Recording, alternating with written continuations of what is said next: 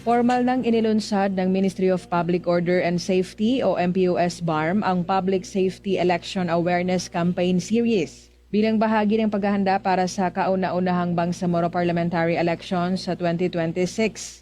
Layunin ng kampanya na paalalahanan ang publiko tungkol sa responsableng pagkikilahok sa halalan, mga karapatan ng mga botante, mga ipinagbabawal na gawain, at tamang asal upang makatulong sa pagpapanatili ng kapayapaan, kaligtasan at kaayusan sa Bangsamoro. Sa unang information campaign, binigyang diin ng MPOS-BARM ang kahalagahan ng paggamit ng mga salitang nagtataguyod ng kapayapaan at hindi ng mga pananalitang maaaring magdulot ng hidwaan, lalo na sa mga pampublikong pagtitipon, campaign activities at social media.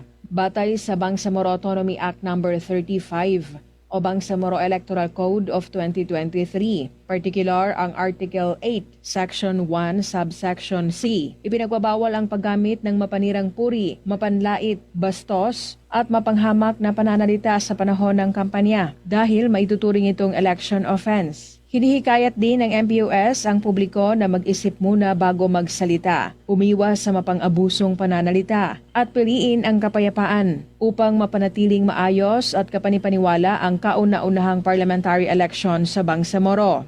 Rufa Mocalid, NDBC, Bida Balita.